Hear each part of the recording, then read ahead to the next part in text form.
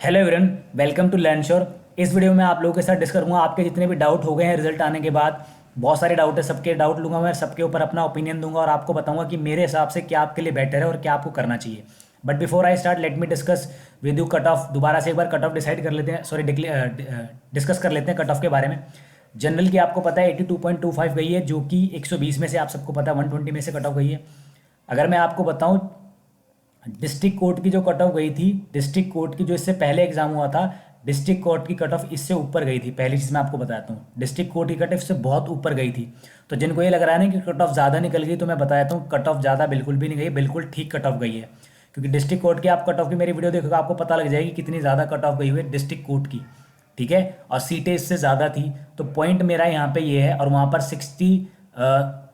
60 marks की English थी, बस ये फ़र्क था।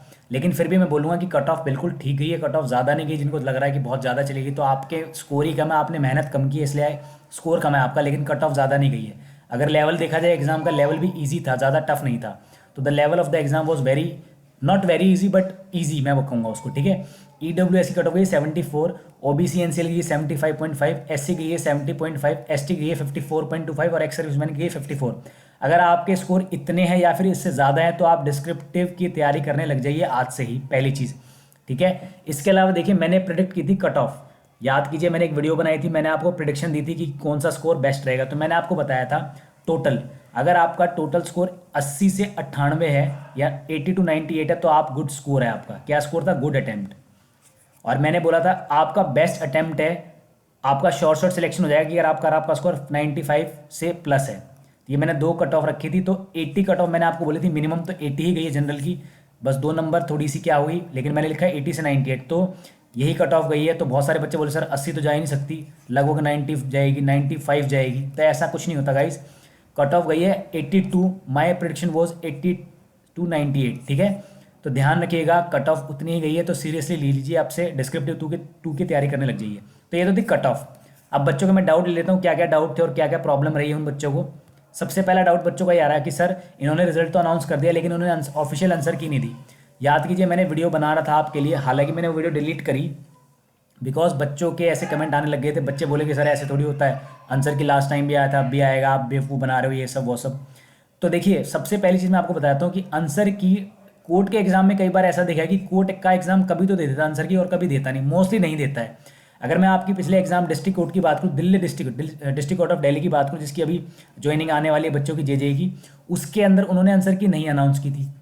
उसी पैटर्न को मैंने थोड़ा उसी पैटर्न को मैंने एक्सेप्ट किया और मैंने ये अनाउंस किया कि इस बार आप लोगों की आंसर की नहीं आएगी दिल्ली हाई कोर्ट की, जो कि हुआ है, सीधा रिजल्ट आ गया। ठीक है, तो कई बार आप देखेंगे कोर्ट के अंदर बहुत कम होगा कि आपको आंसर की मिलेगी। ठीक है, एसएससी के अंदर आंसर की होती है, एसएससी के अंदर फिर उसके ऊपर आप केस डालते हो कि मेरा ये क्वेश्चन ठीक है, उसको ठीक करो, फिर वो ठीक होता है। इसीलिए एक एक साल, दो दो तीन तीन साल लग जाते हैं वैकेंसी के अंदर। यहाँ कोर्ट में ऐसा नहीं होता, कोर्ट के अंदर बहुत जल्दी होता है सारी चीज़ें, और सारी चीज़ें अभी देख लेंगे आप। और इतना जल्दी रिजल्ट, 7 को रिजल्ट अनाउंस हुआ और 23 को रिजल्ट आने का मतलब ये है कि दे आर वेरी फास्ट। अब की बार वो जल्दी ही ज्वाइनिंग करा देंगे आप लोगों की, तो बहुत जल्दी ज्वाइनिंग होने वाली है, इसलिए 1 से 1.5 महीने के अंदर आप लोगों का डिस्क्रिप्टिव हो जाएगा।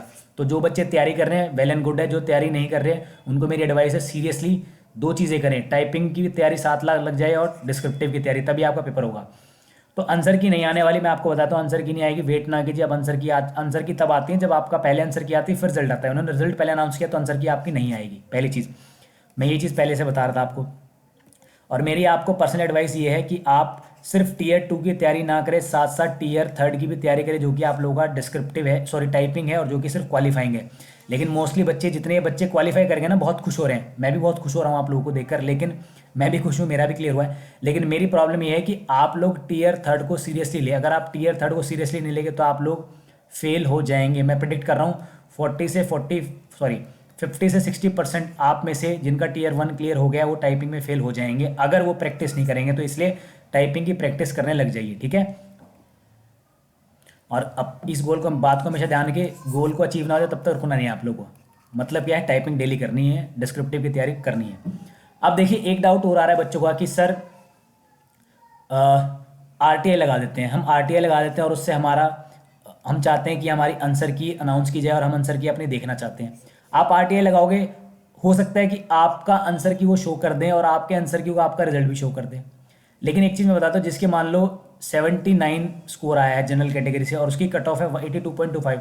अगर उसको बिल्कुल 100% श्योर है कि सर मेरा 85 ही बन रहा था, मैंने सारे चेक कर लिए, मैंने मैथ के बिल्कुल अश्योरिटी से चेक कर लिए, जीके मैंने गूगल से भी कर ली, बुक से भी कर ली, तो मेरे हिसाब से ये होना चाहिए, तो वो 1% को लगा सकता है। लेकिन अगर किसी के 80 स्कोर 70 स्कोर है, कट ऑफ गई 82.25, उसका लगाने का कोई फायदा होने नहीं वाला, क्योंकि एक क्वेश्चन मैक्सिमम 1 से 2 क्वेश्चन, मैक्सिमम 3 क्वेश्चन के अंदर, मैक्सिमम बिल्कुल एक्सट्रीम एंड पे हो सकता है कि 1-2 क्वेश्चन में कोई डिफरेंस आ जाए, लेकिन कोई डिफरेंस आने वाला है नहीं। आंसर की जो है इनकी मेरे को लग रहा है बिल्कुल 95 to 99% बिल्कुल ठीक है, वो आपको ज़्यादा उसमें जाने की जरूरत नहीं है। 1-2 क्वेश्चन जो मैंने ही गलत बता दिए, जैसे मैंने बोला कि जैसलमेर आंसर होगा, ठीक है, गलती से बता दिया मैंने। इसके अलावा 1-2 क्वेश्चन जो, क्योंकि मैं तुरंत आया था, मैंने आंसर बना दिए थे, वो तो देखिए वो तो मेरी गलती है, वो तो मैं एक्सेप्ट कर रहा हूँ, लेकिन ऑफिशियल आंसर की बिल्कुल ठीक होगी। जहाँ तक मेरे को लगा कि स्कोर जो मैंने और मेरी क्लास में जिन बच्चों के ने काउंट किया था उनके उतने ही बन रहे और उतने ही स्कोर आए लगभग, ठीक है। तो आपसे कोई गलती हो रही है, इसको ध्यान करना। एक डाउट और आ रहा है बच्चों का कि सर कि मैं कैटेगरी एससी में हूँ, यूपी से हूँ, पहली चीज़ क्या मैं काउंट होऊंगा जनरल में या एससी के अंदर। देखिए सबसे पहली चीज़ मैं आपको बताता हूँ कि उन्होंने स्पेशली ये मेंशन कर रखा है कि अगर आप आउटसाइड हैं, दिल्ली मतलब दिल्ली से बाहर के एससी एसटी हैं या कोई और कैटेगरी में से, तो आपको काउंट किया जाएगा जनरल। लेकिन अगर आप एससी एसटी के बेशक हो, लेकिन आप ऑर्डिनरली रेजिडेंट हो, ऑर्डिनरली रेजिडेंट का मतलब होता है कि आप वहाँ पर कई सालों से रह रहे हो, आपके पास उसको प्रूव करने के लिए कोई आईडी प्रूफ है, तब आप ऑर्डिनरी काउंट हो जाएंगे, तब आपको एससी एसटी में तब तो आप काउंट होंगे 100%। लेकिन डाउट ये आ रहा है कि सर हम ऑर्डिनरी रेजिडेंट तो है नहीं, लेकिन हम एससी के हैं, हमारी कट ऑफ भी एससी की क्लियर की गई है, तो अब हम क्या करें। देखिए उन्होंने एक चीज़ ये तो लिख रखी है, लेकिन साथ में उन्होंने एक चीज़ और मेंशन कर रखी है जो कि बहुत इंपॉर्टेंट है आप लोगों के लिए, मैं बताता हूँ जो कि आप पढ़ रहे हैं। उन्होंने मेंशन कर रखा है कि अभी जो केस है ना वो पेंडिंग है, कुछ 2015 नाम का कोई केस है, बहुत सारे केस है, मैंने उसकी वीडियो डाल रखी है, देख सकते हो आप लोग। तो जो केस चल रहे हैं उन्होंने स्पेशली ये मेंशन कर रखा है कि फाइनल जो क्या कहते हैं डिसाइड करेंगे ये लोग, फाइनल डिसाइड होगा उस रिजल्ट के, उस केस के आउटकम से, जो उस केस का फेवर में आएगा उसी माना जाएगा। और जहाँ तक मुझे लगता है एससी एसटी का, क्योंकि देखिए जो एससी का कैंडिडेट होता है वो पूरे इंडिया में एससी काउंट होता है, उसको आप बदल नहीं सकते। बट अभी हाल ही में देखा आपने उत्तराखंड ने किया है, तो वो एक केस हो सकता है, लेकिन उस पर वो भी केस ही चल रहा है उसके ऊपर। लेकिन जो एससी एसटी होता है वो पूरे इंडिया के अंदर एससी एसटी काउंट होता है, चाहे कहीं का भी हो।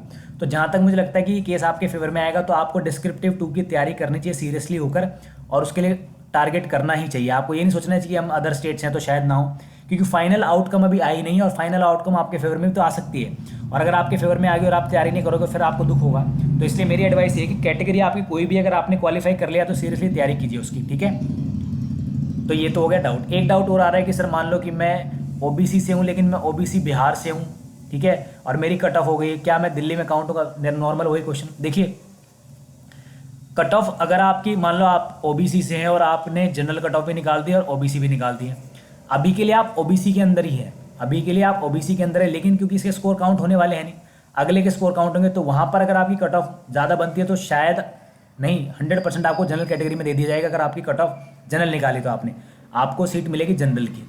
तो ध्यान रखना इसको, ये डाउट थे आप लोगों के कि कट ऑफ का, आंसर की का, आरटीआई लगाने के रिगार्डिंग। तो मेरे हिसाब से आप लोग सीरियस होकर तैयारी करें नेक्स्ट एग्जाम की, जिनका नहीं हुआ और जिनका हो गया वो डिस्क्रिप्टिव 2 की तैयारी कीजिए सीरियसली होकर, ठीक है। इस और भी अगर आपको कोई डाउट है तो आप मुझसे पूछ सकते हैं। Thank you so much.